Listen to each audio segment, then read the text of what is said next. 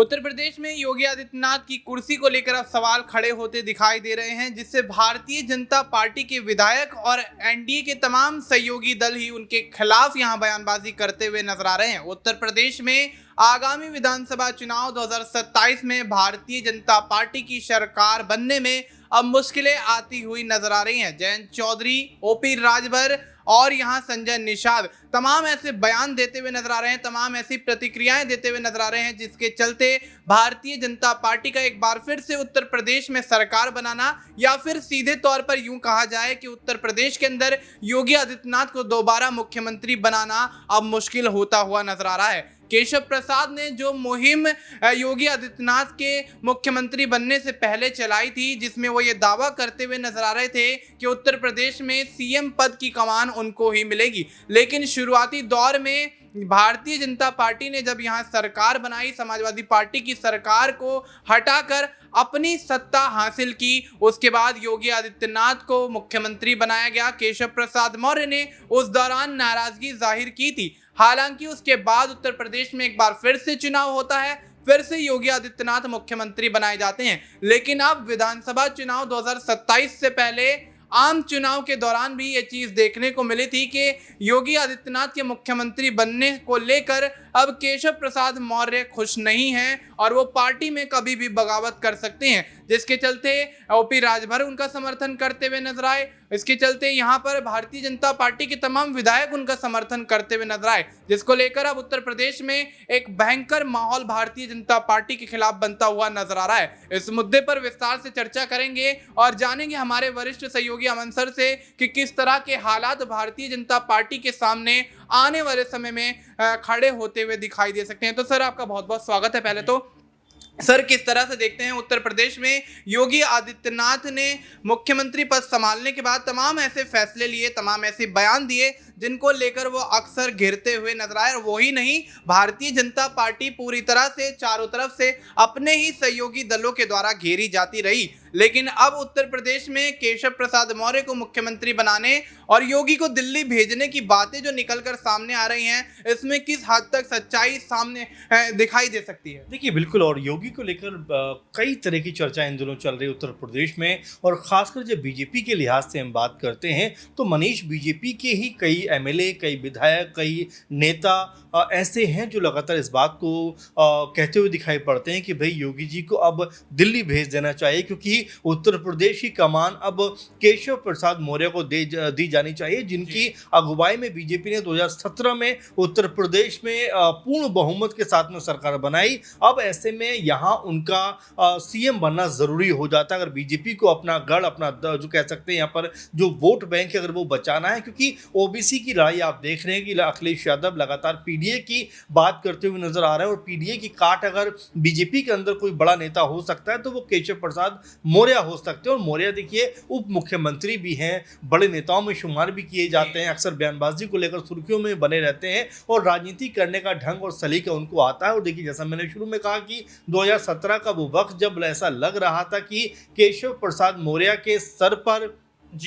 मुख्यमंत्री का जो ताज है वो सजने वाला है, लेकिन ऐन वक्त पे योगी जी की एंट्री हो जाती है और यहाँ पर सीएम बनने का जो मौका है वो उनको मिलता हुआ नजर आता है। और यहाँ तक कहा जाता है कि इस फैसले के बाद केशव प्रसाद मौर्य को बहुत बड़ा झटका लगा था, और तभी से ये कयासबाजी चल रही है कि भाई योगी जी आखिर कब तक उत्तर प्रदेश के मुख्यमंत्री रहेंगे, कब तक जो है मुख्यमंत्री के पद पर वो विराजमान रहेंगे। ऐसे में अब उनको दिल्ली भेज देना चाहिए, क्योंकि यहाँ पर अगर मुख्यमंत्री बनने के लिए सबसे उपयुक्त कोई चेहरा है तो वो केशव प्रसाद मौर्य हैं। अब यहाँ पर केशव भी आप देखेंगे कि लगातार जिस तरह की बयानबाजी करते रहे कि भाई किसी भी नेता का कद जो है वो संगठन से बड़ा नहीं हो सकता। इसके अलावा आपने देखा कि जब लोकसभा के चुनाव हो रहे तो उस वक्त भी योगी जी को निशाने पर रखा गया कि भाई यहाँ पर जो बीजेपी 62-63 सीटें जीतकर अब तक मजबूत स्थिति में थी, वो अचानक आधी सीटें घटकर 32-33 सीटों पर आ जाती है, और इसका ठीकरा भी सीएम योगी के सर पर फोड़ा गया। तो कुल मिलाकर यहाँ पर जो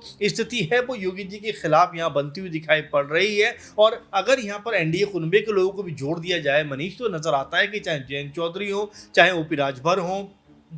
अनुप्रिया पटेल हो, यहाँ तक कि राजा भैया हो, एक सुर में सबने सीएम योगी के खिलाफ न सिर्फ बयानबाजी की है बल्कि एक मोर्चा भी खोला है कि सीएम योगी जिस तरह की राजनीति कर रहे हैं वो कहीं भी एक्सेप्टेबल नहीं है। हिंदू मुस्लिम की बात करें तो जयंत चौधरी उनसे खफा नजर आते हैं। आपने देखा कि जी अनुप्रिया पटेल भी उनसे कई मुद्दों पे खफा नजर आई। ओपी राजभर भी ये कहते हुए नजर आए जब उनका बेटा चुनाव में हार जाता है कि योगी और मोदी का मैजिक अब खत्म हो चुका है। तो कुल मिलाकर यहाँ पर जो स्थिति है वो योगी जी के बहुत पक्ष में नजर नहीं आ रही। ऐसे में खुद योगी जी भी कहते हुए नजर आते हैं कि भाई बीजेपी जिसको चाहे मुख्यमंत्री बना सकती है, मैं ही मुख्यमंत्री बनूंगा ऐसा जरूरी नहीं है। और यहाँ तक कह देते हैं कि भाई मैं पूरी तौर पर राजनेता नहीं हूँ, मैं पूरे तौर पर तो अभी भी योगी ही हूं। तो कुल मिलाकर स्थिति बन रही है कि योगी जी के खिलाफ जो माहौल बना उसमें योगी जी खुद को घिरता हुआ देख रहे हैं और ऐसा लगता है कि योगी जी अपना जो कार्यकाल है कहीं उससे पहले ही इस्तीफा देकर दिल्ली ना पहुंच जाए, क्योंकि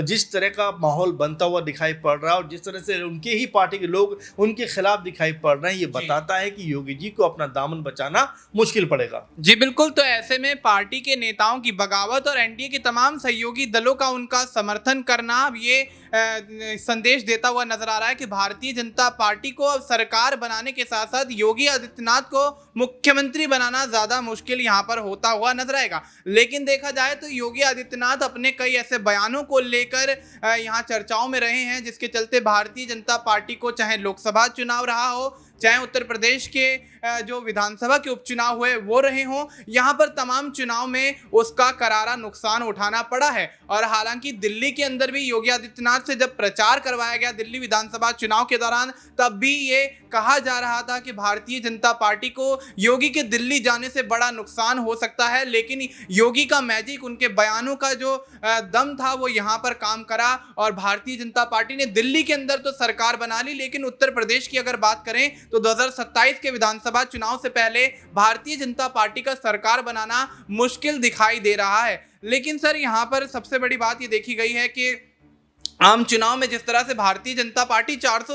सीटें पार जीतने का वादा करती हुई नजर आई, दावा करती हुई नजर आई, माफ कीजिएगा, लेकिन उसके बाद यहां पर भारतीय जनता पार्टी को सहयोगी दलों को साथ में लाकर सरकार बनानी पड़ी। लेकिन अब यहां पर योगी को दिल्ली भेजने की बात आती हुई नजर आ रही है। भारतीय जनता पार्टी के सहयोगी दल उनसे बगावत करते हुए नजर आ रहे हैं। तो क्या योगी के दिल्ली जाने के बाद उनका राजनीतिक सफर आसान रहेगा? क्योंकि जहां तक खबरें निकलकर सामने आ रही हैं कि अमित शाह जो है वो प्रधानमंत्री नरेंद्र मोदी के बाद अपने आप को उस गद्दी पर देखते हुए यहाँ पर नजर आ रहे हैं। और क्या अमित शाह और योगी की पीएम कुर्सी को लेकर लड़ाई भारतीय जनता पार्टी में केंद्र स्तर पर बड़ी फूट डाल सकती है? देखिए बिल्कुल, और दिल्ली में अगर उनको भेजना भी है मनीष, तो क्या करेंगे दिल्ली में आकर? बड़ा सवाल ये बन जाता है, क्या कोई मंत्री पद उनको दिया जाएगा? क्या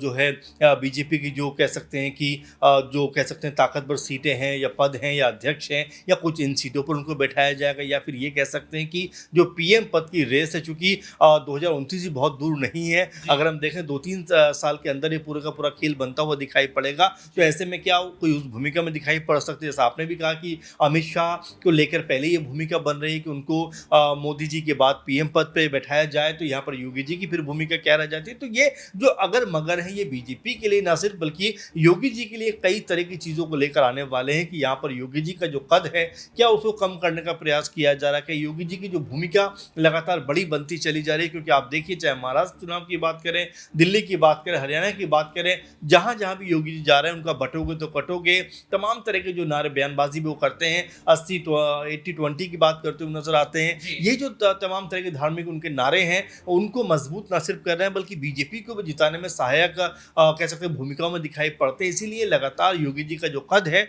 वो यहाँ मजबूत होता हुआ दिखाई पड़ रहा है। और यही बात है कि जो सियासी चीज़ों को समझते हैं, जो जानकार हैं, वो भी इस बात से इनकार नहीं करते कि यहाँ पर योगी जी का जो कद मजबूत हुआ है उसने कहीं ना कहीं अमित शाह की राह में रोड़ा बनने का काम जरूर किया है। क्योंकि जब मोदी जी हटेंगे पद से या मोदी जी रिटायर होंगे, उसके बाद क्या यहाँ पर पीएम पद को लेकर आपस में घमासान मचता हुआ नजर आ सकता है? क्योंकि एक पद के लिए अगर आप अभी से देखें तो कई नामों पर चर्चा हो रही है। अमित शाह का नाम सबसे पहले निकल के आता है, इसमें शिवराज सिंह चौहान का नाम भी निकल के आता है, नितिन गडकरी का नाम भी इसमें निकल कर आता है और सीएम योगी का नाम भी आता है। तो ऐसे में इस गुत्थी को सुलझाना भी बीजेपी के लिए आसान बात नहीं होगी। ऐसे में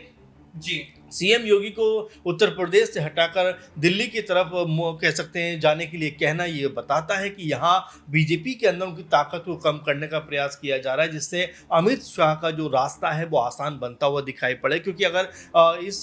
27 चुनाव की बात करें, इसमें भी योगी जी की अगुवाई में अगर चुनाव लड़ा जाता है और यहाँ पर बीजेपी अगर जीत दर्ज करती है तो 3 बार के मुख्यमंत्री सीएम योगी हो जाएंगे और उनका कद जो है वो 2029 के लिए मजबूत होता हुआ दिखाई पड़ेगा। तो तमाम जो चीजें हैं वो इसी बात को लेकर है कि क्या योगी जी को ये मौका मिलेगा या उससे पहले ही उनसे पद छोड़ने के लिए कह दिया जाएगा। जी बिल्कुल, तो ऐसे में अब सवाल यही उठता है कि योगी को ये मौका मिलेगा या फिर उससे पहले ही यहाँ उन्हें इस्तीफा देने के लिए दबाव बनाया जाएगा। लेकिन सर यहाँ पर एक छोटा सा सवाल और छोटा सा जवाब मैं लेना चाहूंगा, क्या लगता है क्या केशव प्रसाद मौर्य का ये बयान कि सरकार से बड़ा संगठन होता है यहाँ दिल्ली के अंदर सिद्ध होता हुआ नजर आएगा अगर दिल्ली योगी आदित्यनाथ को भेज दिया जाता है? देखिए बिल्कुल, दिल्ली में एक चीज़ और भी है मनीष कि यहाँ पर जो बड़ी लीडरशिप है बीजेपी की वो यहाँ बैठती है, आलाकमान यहाँ पर बैठता है। तो ये भी हो सकता है कि इस नीति के तहत उनको दिल्ली लेकर जाने की बात कही जा रही है कि भाई अगर दिल्ली में वो जाएंगे तो दबाव में कहीं ना कहीं रहते हुए दिखाई पड़ेंगे। उत्तर प्रदेश में तो फिलहाल अकेले वो दम पर या अकेले कह सकते हैं कि जो शेर की भूमिका में नजर आते हैं कि अकेले अपनी पार्टी के सबसे बड़े नेताओं में गिने जाते हैं। तो दिल्ली में जब वो जाएंगे तो यहाँ पर एक से एक धुरंधर नजर आता है बीजेपी के अंदर। तो हो सकता है यहाँ पर उनका कद कम करने के लिए दिल्ली लेकर आया जा रहा हो। अगर ऐसा होता है तो ये योगी जी की राजनीति के लिए बहुत बड़ा झटका हो सकता है, क्योंकि अगर पीएम पद की रेस से वो बाहर होते हैं, उत्तर प्रदेश में सीएम पद जो है वो पहले उनसे जाने वाला है, तो यहाँ योगी जी का जो पॉलिटिकल करियर है उसके ऊपर फुल स्टॉप लग सकता है। अब देखना ये होगा कि बीजेपी किस तरह से उनको आगे बढ़ाता है, किस तरह से उनको आगे बढ़ाता हुआ नजर आता है और क्या वाकई में अब उनको उत्तर प्रदेश के मुख्यमंत्री पद को छोड़ना होगा और दिल्ली की राह को पकड़ना होगा। इतना आसान होने वाला है क्या? तमाम अगर मगर है, लेकिन इन सब के बीच में सीएम योगी की जो बयानबाजी निकल के सामने आ रही है वो भी इस तरफ इशारा कर रही है कि उनको भी आभास हो गया है कि बीजेपी नहीं चाहती कि वो लंबे वक्त तक उत्तर प्रदेश के मुख्यमंत्री बने, इसीलिए लगातार वो इस तरह की बयानबाजी करते हुए